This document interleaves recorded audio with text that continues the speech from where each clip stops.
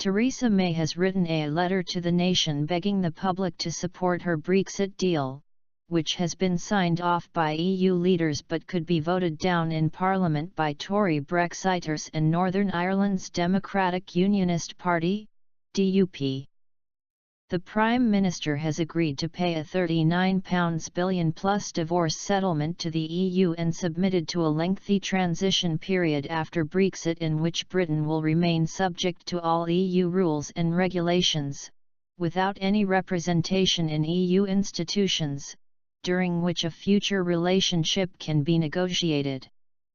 If one cannot be struck in time, the transition can be extended for up to 2 years, or the United Kingdom and European Union will enter into backstop arrangements which the UK cannot leave without permission, and which would involve the UK continuing adopting EU regulations on goods, competition, state aid, and more, as interpreted by EU judges, and establish a single customs territory which largely duplicates the EU customs union. Theresa May does not enjoy an outright majority in Parliament, having to rely on Northern Ireland's Democratic Unionist Party, DUP, to pass legislation, and the Brexit supporting party has vowed to vote against the deal, over additional provision in the backstop which would leave their province subject to additional EU obligations in order to keep the border with the Irish Republic open. Dozens of Brexiter Tories have also vowed to vote against the deal, all but guaranteeing that it will not be ratified and compelling the Prime Minister to go over politicians' head to appeal directly to the public for support in this letter to the nation. When I became your Prime Minister, the United Kingdom had just voted to leave the European Union. From my first day in the job, I knew I had a clear mission before me, a duty to fulfill on your behalf, to honor the result of the referendum and secure a brighter future for our country by negotiating a good Brexit deal with the EU. Throughout the long and complex negotiations that have taken place over the last year and a half, I have never lost sight of that duty.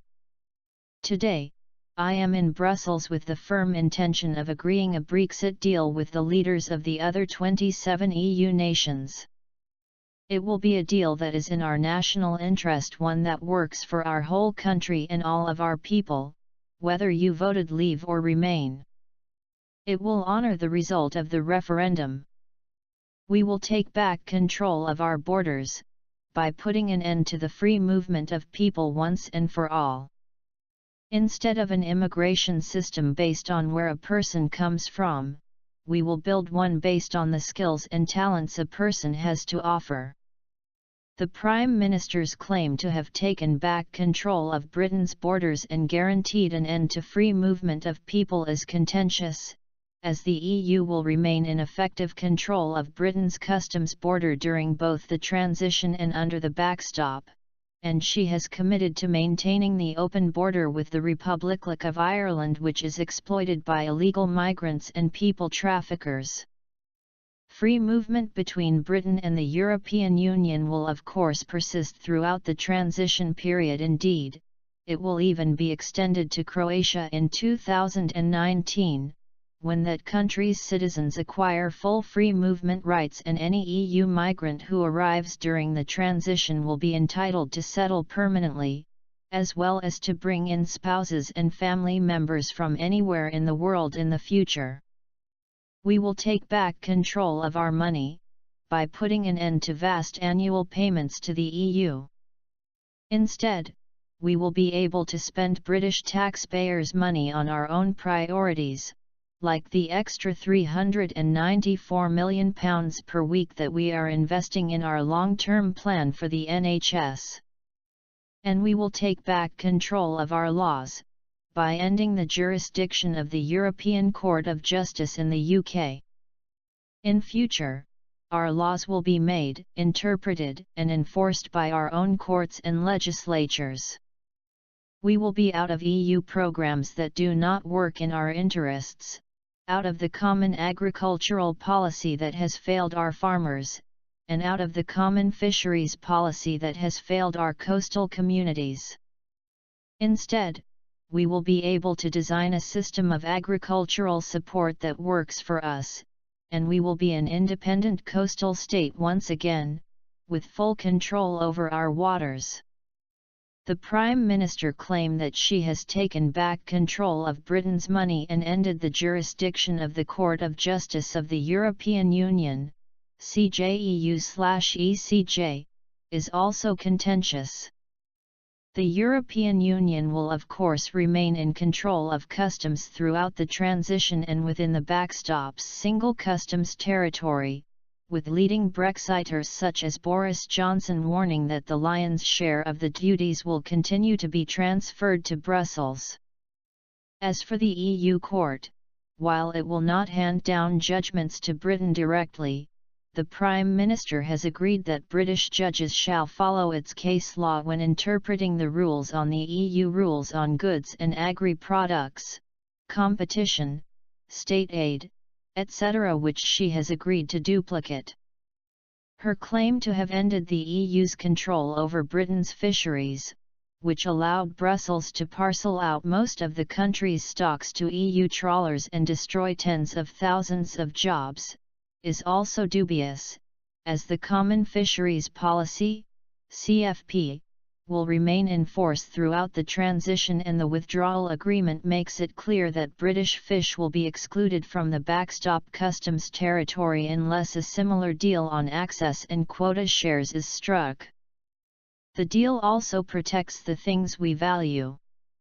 EU citizens who have built their lives in the United Kingdom will have their rights protected, as will UK citizens living elsewhere in the EU. A free trade area will allow goods to flow easily across our borders, protecting the many skilled jobs right across the country that rely on integrated supply chains.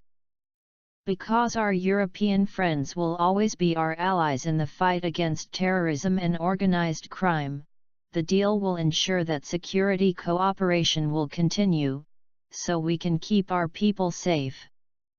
As Prime Minister of the United Kingdom, I have from day one been determined to deliver a Brexit deal that works for every part of our country, for England, Scotland, Wales, and Northern Ireland, for our overseas territories like Gibraltar, and also for the Crown dependencies. This deal will do that. The Prime Minister's claim to have delivered for Northern Ireland and British overseas territories such as Gibraltar, a city at the southern tip of Spain which has been under British jurisdiction since the 1700s and rejected CO sovereignty with Madrid by 99% in a 2002 referendum, have also raised eyebrows.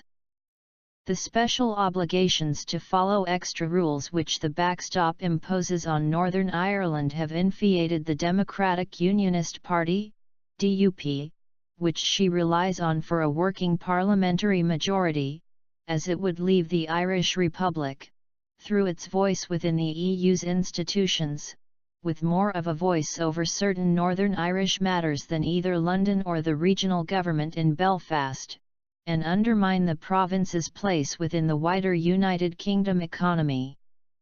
The Prime Minister of Spain has also claimed that Theresa May has accepted conditions imposed by his government on Gibraltar's future relationship with the European Union, effectively requiring British overseas territory to go through Madrid on all EU-related matters.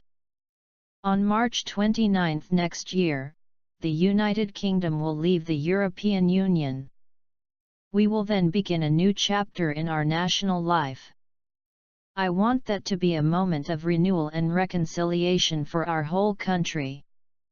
It must mark the point when we put aside the labels of leave and remain for good and we come together again as one people. To do that,